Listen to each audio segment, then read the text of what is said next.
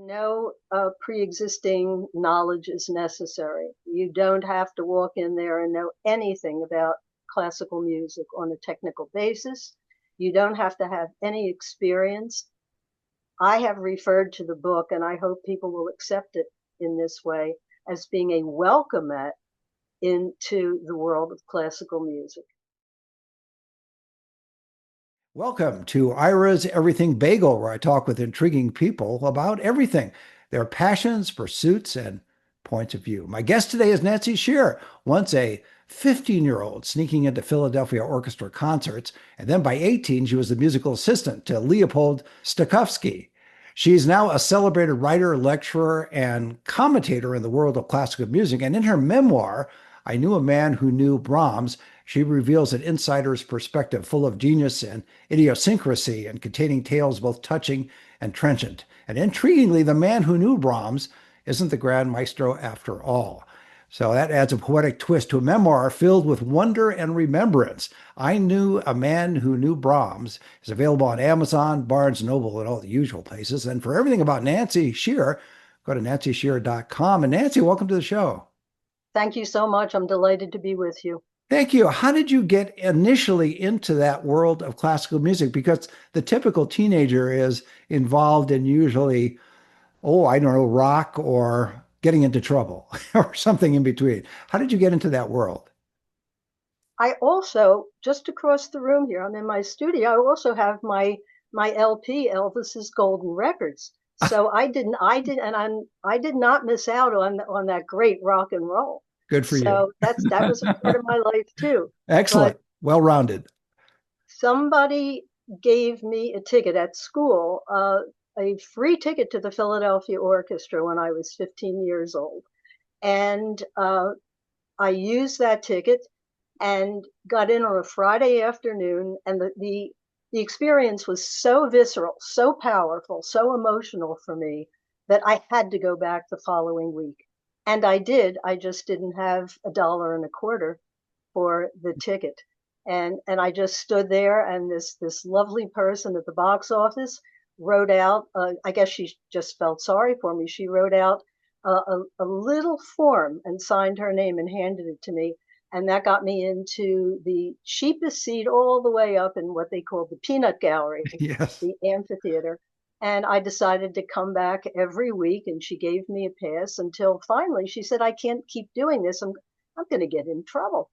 So she says, why don't you stand over uh, across the lobby? It was a beautiful lobby where all the women, because their husbands were working at that time, this was 1960s, she said, stand there because some of these women buy two subscriptions and their husbands don't come. And some of them might like to have you as company.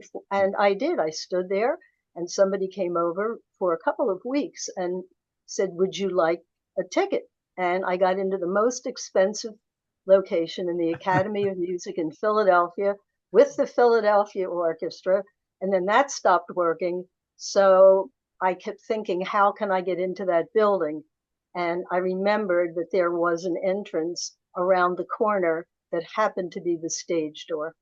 And I stood there for a while, and I not only eventually got in, but the conductor of the orchestra, Eugene Normandy, took pity on me, brought me back to his office.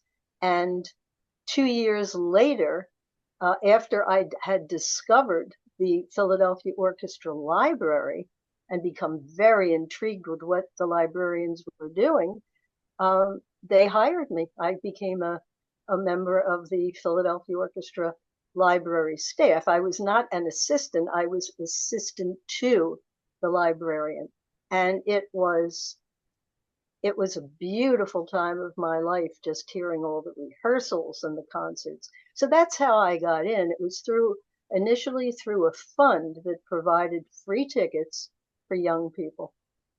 What is it about classical music? And I want to particularly ask you that question because listeners and viewers of a certain age would not necessarily be exposed to classical music. And I want them to understand that there's an emotional connection for many in the world of classical music. But what was it for you? It's a very powerful emotional connection. And I remember feeling it in my body. It was that powerful. It elicited that kind of an emotional response. But classical music it requires some attention.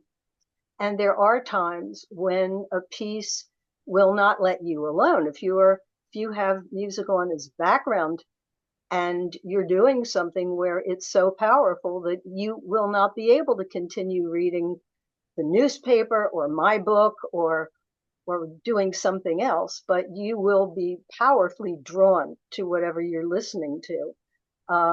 But then there are other times with classical music where it's quieter and it's a little more subtle and it does demand your attention. And not everybody in our crazy world, whether they're young or older, wants to give that kind of attention to something, to detail.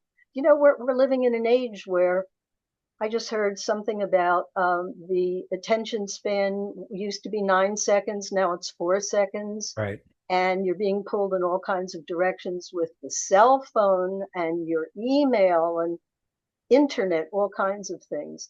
With classical music, it's really lovely to give it your full attention and allow it to speak to you. Would you say it's also a form of meditation in today's world if you were to set yourself aside and listen to something by Brahms, for example, since part of the title of the book, I Knew a Man Who Knew Brahms by Nancy Shear. Is that in a way a form of meditation? You're tuned into a universe that is not typically listened to in daily life, in modern daily life. I think that makes a lot of sense. I never thought of it that way, but I think you're right. Yeah. Okay. Well, thank you. I I'm think you're glad I right. came up with an idea. The Your career has been fascinating because you've been able to interact with some major figures in the world of classical music. Yeah. Was there one particular, well, I already know the answer, but I'm going to let you answer it. One particular person that influenced you the most, and if you can give us an example of how that influence impacted you in your life or your career or both. In everything, really. And that was Leopold Stokowski, who was a powerfully attractive figure, tremendous charisma. He just defined the word. And he would walk out on stage. He was 6'2" and he had this flowing white hair and this heroic profile and his posture. And he would come out on stage and he owned that concert hall. Everybody, 3,000 people or more in that concert hall, were just under his power. A lot of people will remember him from the movie Fantasia, Hmm. because he was the one who not only conducted the orchestra, but he was the person who bent down at some point and Mickey Mouse climbed up on the podium and he tugged at Stokowski's pants and Stokowski turned around and hello, Mickey. And Mickey Mouse raised his hand and Stokowski and he shook hands. And that's been sort of not just a claim to fame, but also a point of reference for, I guess, an entire generation who saw Fantasia when it was originally released in 1940 and all these years later. There's going to be a special showing at Film Forum in New York on September 28th, which I'm actually going to introduce. But all these years later, we're talking about 85 years, Right. and Fantasia is still making a mark with people who have seen a lot more dramatic visuals because today it's a very visual time, and special effects. And this was way before special effects. It was all animated. But Stokowski, to me, represented freedom and an intense expressiveness and a lot of romanticism. And I mean that in the true word of the Romantic era. Uh, but just this eloquence on the podium. And you could immediately tell the difference from Stokowski conducting to someone else who was a more controlled, a drier sound, not quite as effusive emotionally. Not everybody liked what Stokowski did, and I really respect that. I not only loved it then, many, many years later, I still do, and it's still a touchstone for me in my life. And two, there was in your book, there are photos, and there's one where you visit him after he's retired and you took a picture with him. Never retired. Oh, I take it back then. Okay. Never, never. Well, let me rephrase it, Your Honor. He retired from the orchestra. Would that be fair? He left the Philadelphia Yes, Orchestra. that I guess that's the term then. He left. Yeah, Okay. but he continued doing a lot of things after that. I stand corrected, which I always like to do, or sit in this case, but either way is good. What was it? I want to go back to Fantasia for just a second because we tend to think of classical music conductors particularly as serious people, and yet here he is with Mickey Mouse in Fantasia. So there was, I think at that moment, there was a whole different view of him based on that. Oh, he took terrible criticism for doing that. Terrible. From the musical, mostly from the musical community. And a lot of people said, he's taking serious classical music into Hollywood. You didn't do that. I mean, your reputation paid a price for that. And he did, but he was adamant about bringing classical music to the masses. But yeah, he paid a price for it. And, that's what I'm hoping will just kind of disappear and people will realize classical music can be anywhere. You can listen to it absolutely anywhere. But he was the one who said, let's just open this up and take it to the entire world. When you have a conversation with all of these greats in the classical music world that you experienced, was there a threaded theme throughout? What I mean by that is maybe my choice of words is not right, but is there something that's very similar to all the conductors, the great ones as well as the okay ones, but there's something about that's a similar theme to their approach to music, their approach to working with other musicians, etc. That's a really interesting question. Um, I would hope that thread would be a love of music. And another part of the thread was serving the composer. That these conductors, their job was not just to make interesting music and vibrant music or appealing music, but it was to give to the audience through what they did with the orchestra players what the composer wanted, because the composer, they're long gone, and some of them for a very long time. So to bring that music to life just through markings on paper, that's what was in front of these players was this paper stuff that had little black markings on it. And that's what Stokowski was against. He'd say, oh, that music is just black marks on a paper until it's brought to life. So most of the conductors I worked with, they were focused on doing what the composer wanted. Stokowski was not as much as other composers. He just wanted to bring it to life with the drama that he felt the music should express. And that's what was important to him. So he wasn't quite as tied into staying with what the composer wanted. And again, he got a lot of criticism for that. But I shouldn't have thought this, but I thought it was wonderful. And here I was, his librarian, and sometimes he'd change the markings, which even today, you're not supposed to do that. But he did. He felt that it should have as much color and drama as the music deserved. I've got some really interesting examples in my book. Um, there was one of Richard Strauss's tone poem, Till Eulenspiegel. And he stopped the Philadelphia Orchestra, I think it was Philadelphia, in a rehearsal. And he was furious. He says, no. He says, you're playing this music too clearly, too much exactly by the note. He said, this is Till falling down. He falls into a river. He said, that's what this music represents. So he didn't want it to be exact. He just wanted it to be free and to represent this character falling down into the river. And then there was another time, I think also with Philadelphia, well, this was with Philly, um, where he was performing the Firebird Suite. And there's one section where there's a run, which is a sequence of notes going from low to high. And it was a blur. And that's how I've always heard it. And that's fine. That's pretty much what Strauss wrote. And Stokowski stopped the orchestra and he said, no, he said, it's just a blur of sound. He slowed it down so much that you could hear every one of the individual notes in that brum bum bum bum.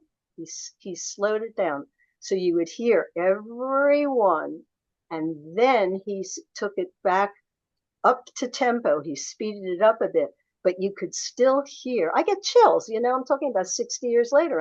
I'm sitting here with you and I'm getting chills.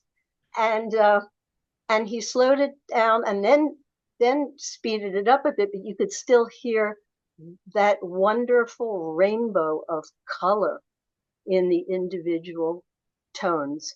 And that's what I love in music, is that kind of attention to detail. And then when it serves the drama, the music best, you don't pay attention as much to the detail as you do to the overall effect. Right. It's drama. And would you say that a lot of classical music, and this is going to sound like a silly question in a way, but we referenced it earlier in our conversation. A lot of classical music is designed to stir the emotion of people. It's not just to listen to. Some is not as much. It's more of, in a way, an intellectual experience. And in the 1960s, a lot of music that was being composed, what we call 12-tone music, atonal music, and it shunned melody. There was not as much melodic content in those works as there was in the Romantic era. I mean, all morning I've had the Tchaikovsky Symphony Number 5 playing inside my head, and I don't know why. And I didn't particularly want to listen to it this morning, but it decided it was going to play, and I'm listening to the whole thing. I'm listening to the orchestra, and I can hear the horns, I can hear the strings, and some of those melodies have even been adapted as song, as melodies of commercial songs. In the 1960s, that stopped a bit because the composers were not paying as much attention to melody. And there was a gap that formed between audiences and the music of our time. And it's really the first time that people were not listening to what we call contemporary music, is really music of your time. So you hope that it's going to stir the emotions and live inside people's hearts and their souls and their minds, but not all of it does. But the fun is to listen to as much as you can and see what appeals to you. And if it's being performed by a great symphony orchestra and a great conductor and a great soloist, that doesn't mean that it's going to appeal to everybody. And anyone who doesn't like it has to really be free to say, something, it may be great to these orchestra people, it may be great to the conductor, but I personally don't like it. That is 100% valid, and nobody should ever feel ashamed of saying that. It's just a fact, and they are entitled to their opinion as much as a professional musician is. I know that in decades ago, there used to be quite a few classical music stations in major markets. I'm thinking particularly in Los Angeles, where I grew up, KFAC. And that disappeared over time, and probably the same in most other markets in the United States. Are you concerned about the decline in not classical music, but getting the word out and playing classical music on a mass basis? In other words, we're kind of in our own silos these days with the way we can program our own music and listen to it we don't really actually need radio stations anymore. So we can choose to do it. But how do you get the word out And then I want to talk a little bit more about your book, which again is called I Knew a Man Who Knew Brahms. But I wonder, how do you get the word out if people are in their silos listening? A particular, you mentioned Elvis. If you're just going to hear Elvis and that's what you put on your iPhone, as opposed to being exposed to other forms of music. It's how do you promote classical music in today's world, given the technology and it's not set up for mass distribution as it was many years ago? It's getting harder and harder, and it's been in that condition now, I would say 30 years.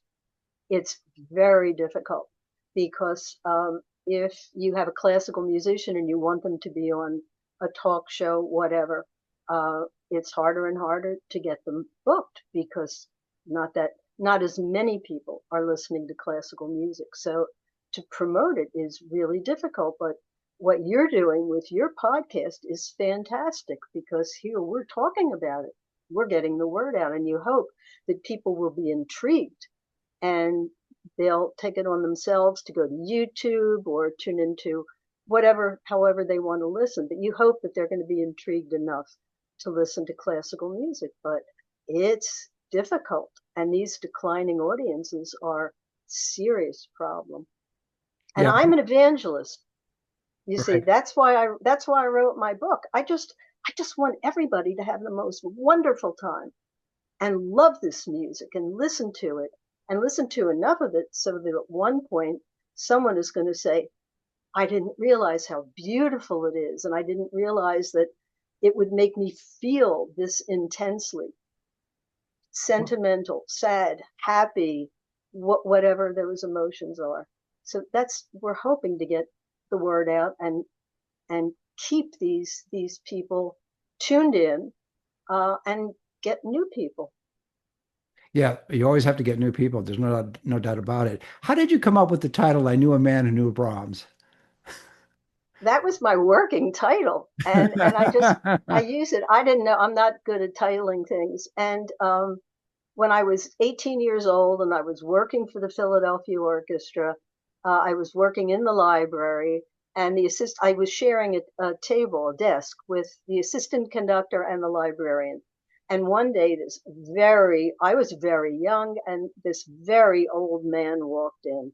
I wouldn't be surprised if he had been in his 90s. Um, and he was very short, bald head, very round glasses, and my boss said, "Shake this man's hand." So he walked over to my desk, and I partly rose and I extended my hand, and he clasped my hand, and my boss said, very dramatically, "You are now shaking the hand that shook the hand of Brahms." Well, when you're 18 years old, That's it impressive. changes your life. I mean, this was like, I mean, maybe some people would have felt, I'm sure, felt that way with Elvis. Um, but that meant a lot to me. And then I asked him how he had known Brahms, and he told me this wonderful story that a very, very famous um, person in music history, a music critic, and that's where he had met Brahms in this music critic's apartment in Vienna. It was a great story. So I wrote that, and I liked the rhythm of it. I just thought it was an interesting title because everybody would know that it was about classical music. And there was something about it that appealed to me. So I used it as my working title. And the next thing I know, when I got a publisher, they sent me a contract, and that was the title of the book. That's how it worked out. That's very good. Yeah, and I kind of like it. Oh yeah, So, no, absolutely. We have a couple of minutes left. Well, what for you, and then I'm going to ask you what you want listeners and viewers to take away from reading your book. Again, it's called I Knew a Man Who Knew Brahms, which of course Nancy came up with and the publisher agreed, so we're good with that. What was the most impactful episode for you in your memoir? Was there one particular thing? yes. Uh, and sometimes I cry. Don't be alarmed if I shed a tear or two. But when I was given that free ticket to the Philadelphia Orchestra, I didn't really know what to expect. And when I sat down and I start my book, well, maybe 2 pages in, about tuning because I adore listening to an orchestra tune before a concert. And that moment and that process, people don't listen to it. They'll talk, and then only when the lights begin to dim do they pay attention to the stage. But the tuning process is just phenomenal. It's magical. And so that first time for me, hearing an orchestra, when the and I'm talking about in a great concert hall, not an outdoor hall. But at that moment, when the orchestra finished tuning and the lights dimmed, and the concertmaster walked out, and then the conductor came on stage, turned around, and then it's its own sentence. I said, and then I heard the Philadelphia Orchestra. And that to this day remains unforgettable.